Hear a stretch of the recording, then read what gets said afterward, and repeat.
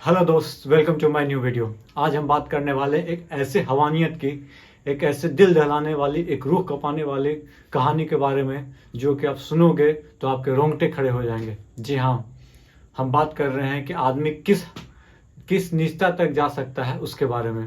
कितना नीचे गिर सकता है अपने ख्वाहिशों को पूरा करने के लिए, ख्वाहिश नहीं बोलिए, अपने हैवानियत को ख़त्म करने, अपने हवस को ख़त्म करने के लिए। उसकी कहानी मैं सुनाने वाला हूँ। जी हाँ, ये कहानी कहीं और की नहीं, पाकिस्तान का एक शख्स था जिसने अपने रूह को सुकून पहुंचाने के लिए कब्र, जो मुर्दा पहुंचते हैं, मुर्दों से रेप किया करता था। जी हाँ, आप समझ सकते हो कि कितना हवसी था वो बंदा, कितना कितना मेंटली खराब था, आप बोल सकते हो। आदमी जिंदा से सोचे रेप करने का, बलात्कार करने का, और वो बंदा मुर्दों से रेप करता था।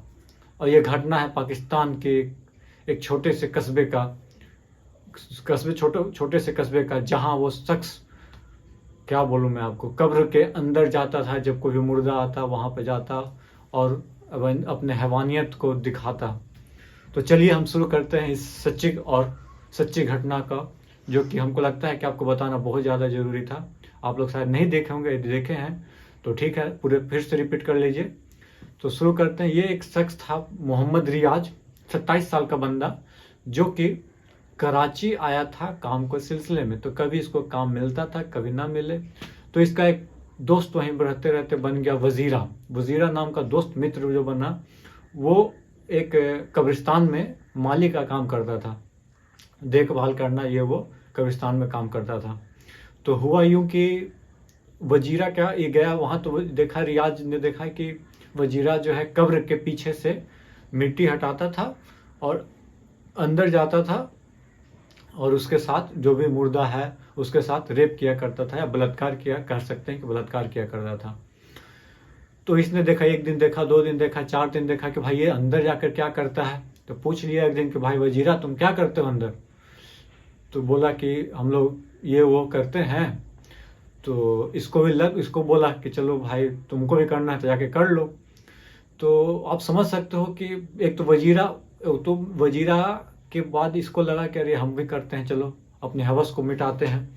तो इसने अपने हवस को मिटाने के लिए, अपने मतलब मन को अच्छा रखने के लिए, या इसको पागलपन बोलिए, या अब जो जहमी, अब जितना खराब से खराब वर्ड आप इसके लिए यूज कर सकते हैं, वो कब्र के पीछे के नीचे से जाता था, अपनी हैवानियत को ख़त्म करता था। अपने हैवानियत को, अपने आप मुर्दों से, बता सकते हो आपके मुर्दों से कौन रेप करता है भाई, इतना खराब सोच वाले इंसान।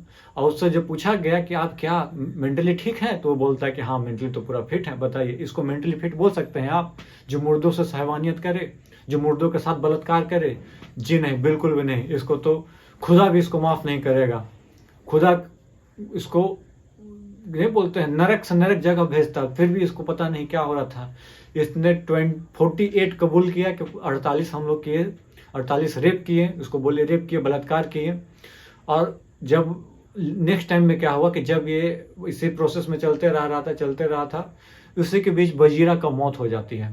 वजीरा जो उसका दोस्त था, उसकी मौत हो जाती है। चरस उरस लेने के कारण, बहुत बीमार रहता था, ड्रग्स लेता था, तो वो उसकी बीमारी के कारण मृत्यु हो जाती है। लेकिन फिर भी ये वहीं पे काम करते रहता, आपको मोहम्मद रियाज।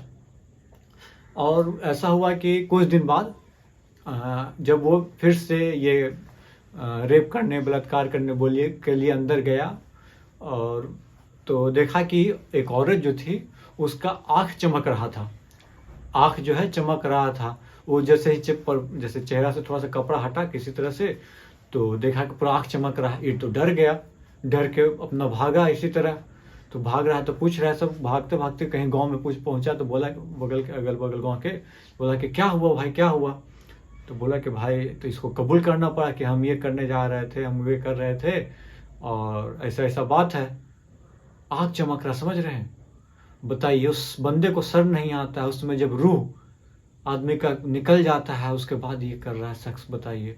तो उस समय इस बंदे को जेल लेके जाया जाता है, इससे पूरा वाक्य निकलवाया जाता है कि क्या हुआ, कैसे करते थे, क्या कर रहे थे। इसने बताया कि 48 तो हमने ये किया, वजीरा मर गया। तो जब ये घटना हो गई, समझिए उसकी हिम्मत की दाग ये देनी होगी कि जब ये घटना हुई तो 5 महीने बाद भी सुने कि वो फिर से गया था ये काम करने। आप रूह कपा दिया। आप इतने हैवानियत से कैसे, हमारे यहाँ देखिए एक हाल ही घटना हुई थी जिसमें 35-35 एक टुकड़ा कर दिया गया था लड़कियों का। आप इससे ज़्यादा क्या बोले। आज के दिमाग में लोग पता नहीं क्या भर के जिंदा हुए हैं, क्या भरे हुए, कितना कूड़ा कचरा भर के रखे हैं, ये कहाँ नहीं जा सकता है। और ये कहानी मैं सोचा कि आपको बता दूं कि हैवानियत के कहाँ तक आदमी जा सकता है, मुर्दा तक पहुँच जाए। और ऐसे घटना मैं आपको बताते रहूँगा। और खैर देखिए, उसको धारा 376 लगा, बहुत सारा धाराएं लगे हैं।